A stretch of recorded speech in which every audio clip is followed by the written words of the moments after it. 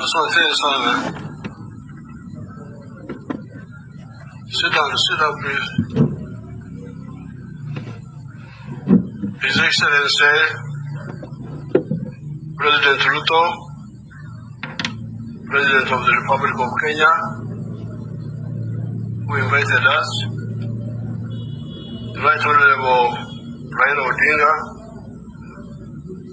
all the other dignitaries, and the attendees of the conference. So we speak here. We speak where? Here or there? Local. We speak here. There is another function there. Are we going to speak there? Where do we say serious things? Here or there?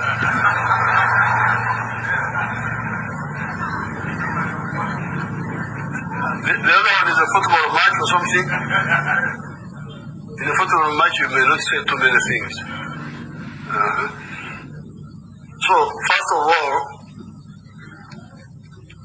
I thank the laws for making me an elder.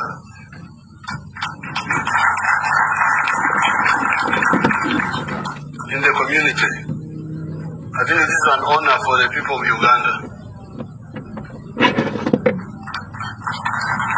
This is the third time I'm being recognized by our Luo people. First of all, it was the Alur. They gave me the name Jalkunga. The Alurs. Then the Achoris gave me the name Lukuya Moi. So I'm waiting for your name here.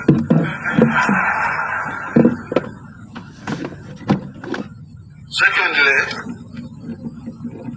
I'm really very happy with this get together by you people. Recently we were in Soroti, in Uganda, with the Ateke people. Ateke, the Karamajong, Teso, all those people. The same like here, from all over the place. What you are doing now, you are showing the unfairness of these borders. That's what you are showing, and I'm very happy that you are showing this. These borders, what right do they have to divide people like this? Are they maintained by Christians or by people who are not Christians? But remember, the Bible says, what God has put together, man should not put asunder. Now,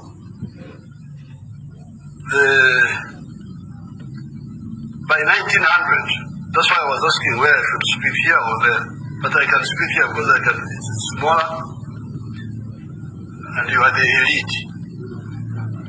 And the elite are the ones causing problems.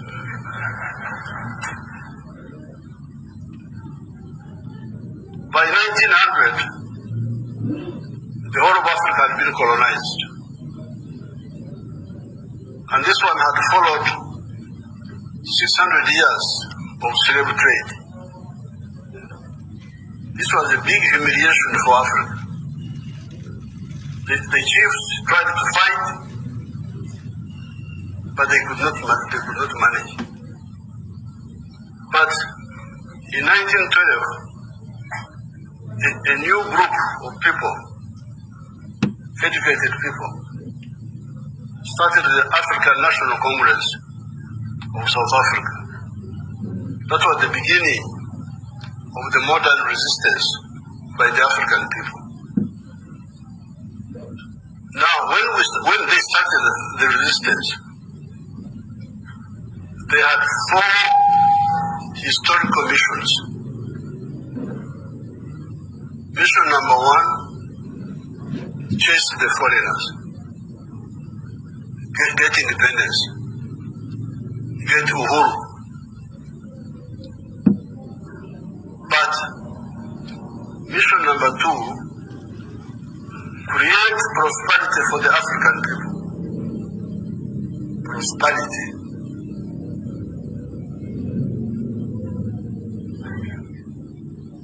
kuwa na hali nzuri ya maisha.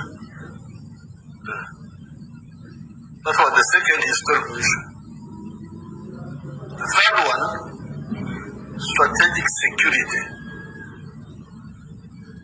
How can Africa be secure from all threats?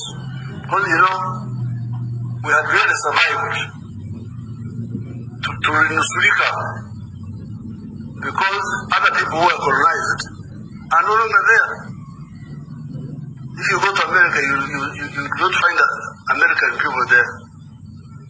You'll find Europeans who took over the land of the Indians. American Indians are not there. I hear there are some, I have never seen them.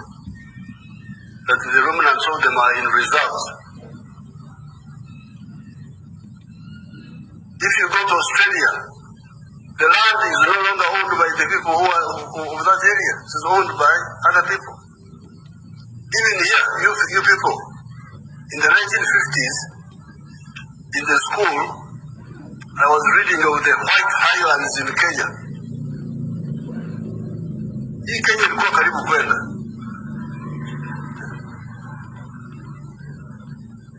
So, having survived the struggle at second mission, 1900, was to, number one, chase the foreigners, but second, to create hardy that gives a good life to the African people. But number three, ensure that never again will Africa be under threat. Strategic security. Never be under threat from anybody, whatever. So which means you have to build new strength.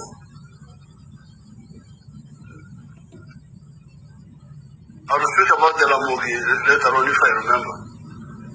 Our Ramogi there, in Uganda, they had some small rebellion against the British. Of course, the British defeated them. But they killed one white man, 2 or 3 white men. After now, they're singing about it. We killed the white man, we killed the white man.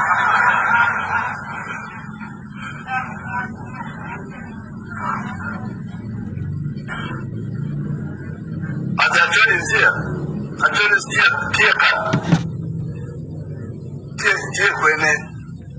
where are you?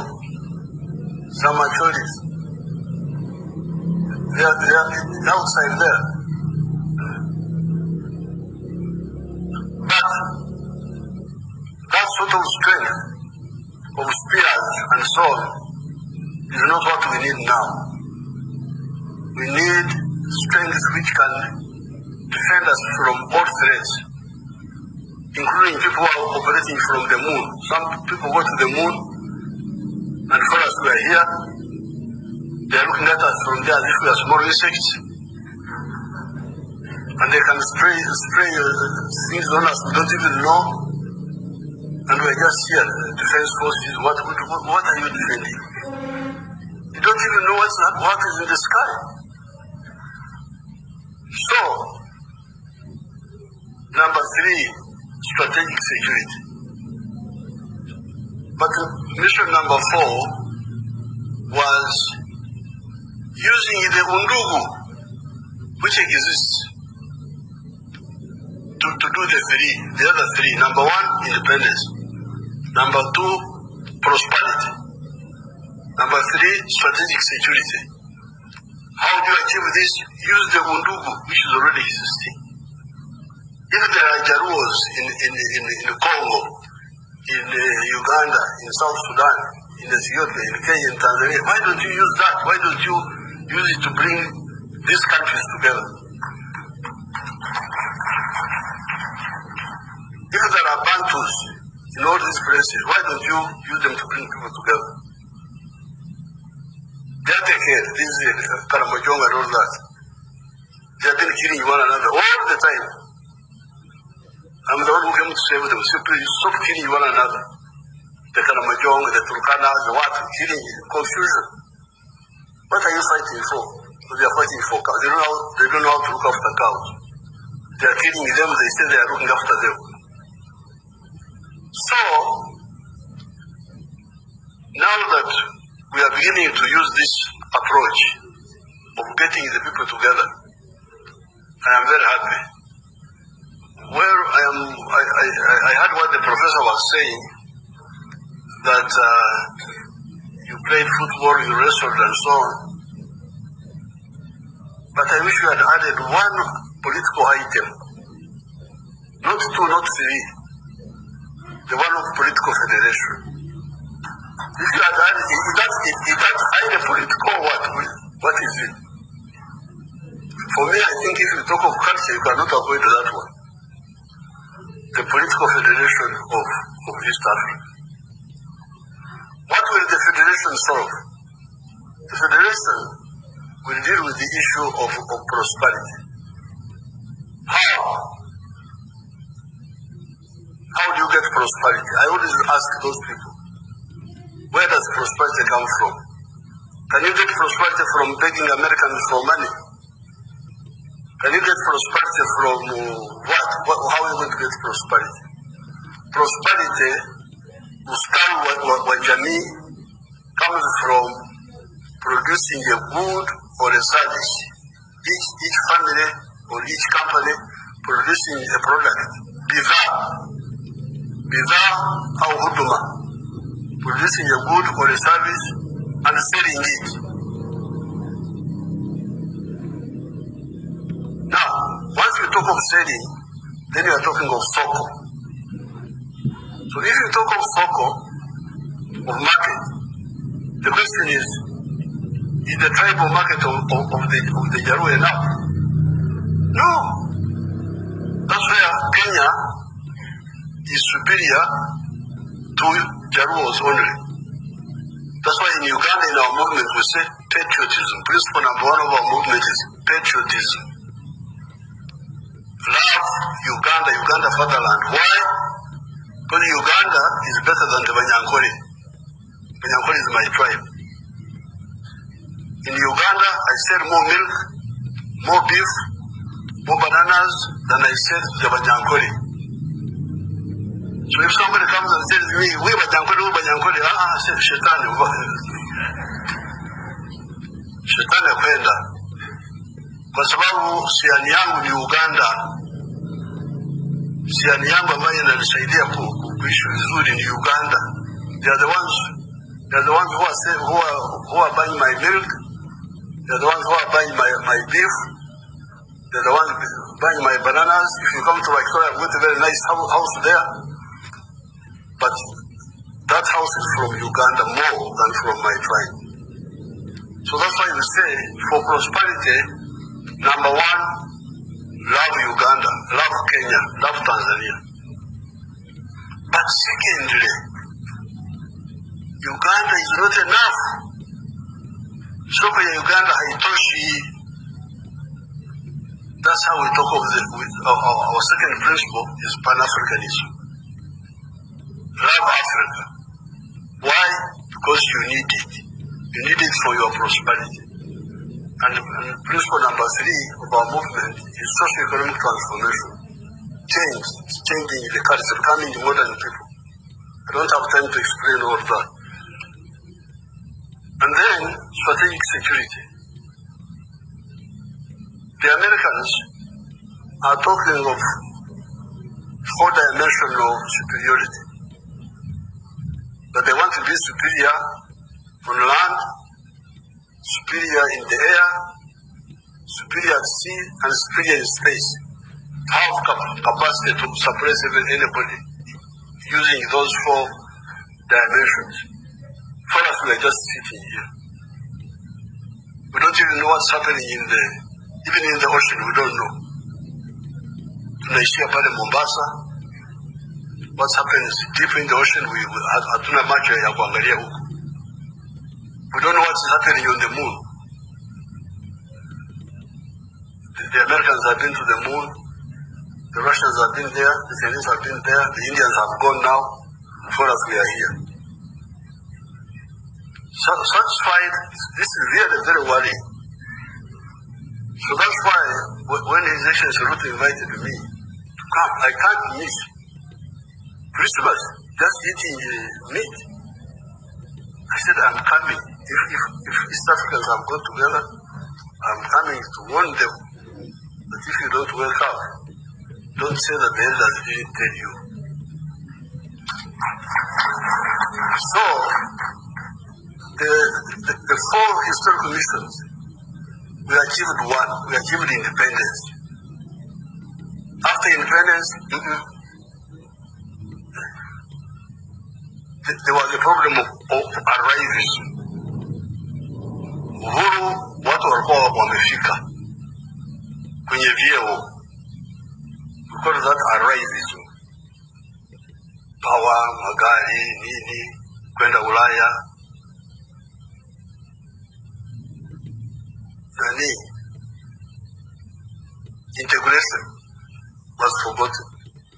So, prosperity is still not sure. Strategic security, not sure. Kutumia undugu, not attended to. That's why I'm very happy with this effort. The people who acquitted themselves well, it was Mwalimu Nyerere and Karume, who united Tanganyika and Zanzibar. Hao hawana madeni huko pingoni. Nkrumah, Modibo Keita and Secretary tried. They failed, but they tried. At least I salute them. There were many others who were supportive. I know them. Here, Mzee Moi was very supportive of the integration of East Africa. Mzee Moi. I used to discuss with him. He was very supportive. Mzee Kibaki, very supportive. Uhuru Kenyatta, very successful, very supportive. Excellency Ruto here, very supportive. Raila, very supportive. I know those of the supportive people. I know them. I have them in my head. John Murundi, Tom Boyer. There was a man called John Keane. That man, John Keane, very, very active. Alafu kwa wengine kama Mzee Njonjo. Alikuwa barabara nyingine. So, you people, I just came here to say that if you really want our children to survive in the modern world, the 4 points.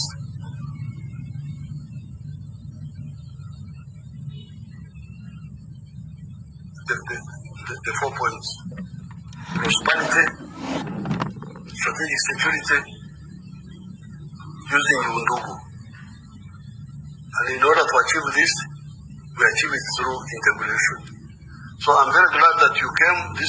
Maintain it, but also have a research unit in your group. Have a research unit in your group. The trade. Raila was talking about the figures of the trade. You should be aware of this. You tell your people.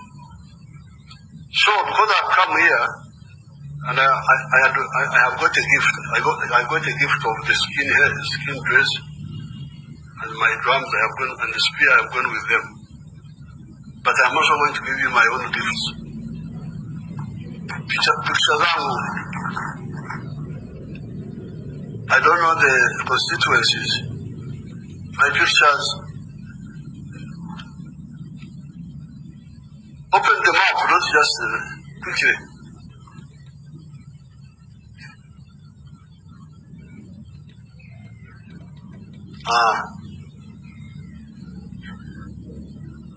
I have already given the Excellency these pictures, and I think Raila also gave him one. But I want to give this one to the head of the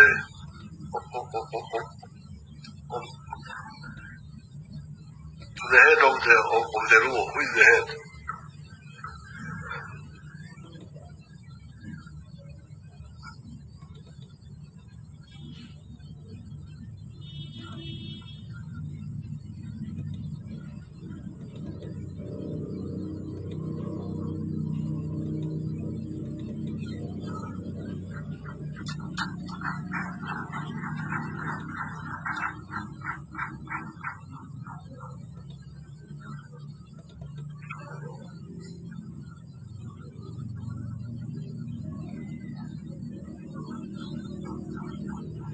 Now,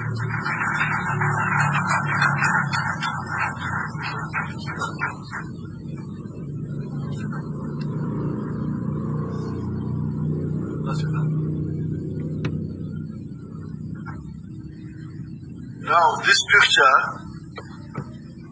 was on the 3rd of June, 1963. This is when Mzee Kenyatta, Mwalimu Nyerere, and Obote, and others met in Nairobi and declared that they would form the Federation of East Africa that year, 1963. But after a little while, some of them started developing cold feet. That's why in 1964, Mwalimu Nyerere and Karume went ahead and formed Tanzania from Tanganyika and from Zanzibar. So, although you said you are not political, you are coming to wrestle and so on. For me, I think you cannot wrestle where there is no peace and where there is no prosperity. So I have brought, because you said there are different chapters of the rules, I have already given the presidents this. I have already given to them. So I don't want to disturb them with more pictures. But so I give you more copies, 5 of them, because you say you have got many constituents in South Sudan. Give them to the chief, or Rengo can keep them for them. Give them to him.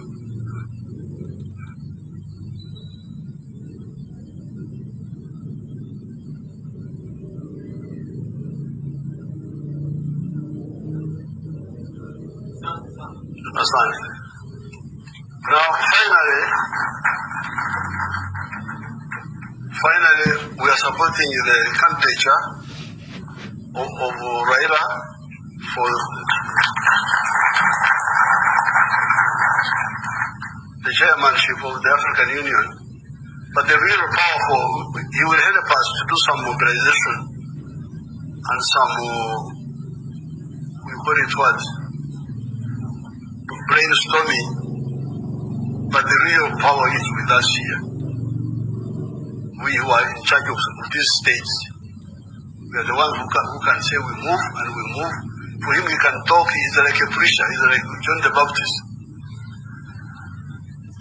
You repent, the kingdom of heaven is about to come. He can preach, he can mobilize, but the people with power are the ones in charge of this government. I don't want to be diverted to forget that. He can do a lot of work, brainstorming there, thinking of solutions, liaising with the external groups. Some programs can move ahead, some programs, shared programs. But the real decisive area of who can decide are you people, we, the senators, all these powerful people, senators, presidents, ministers, these are the people with the power. With these few words, I thank you so much.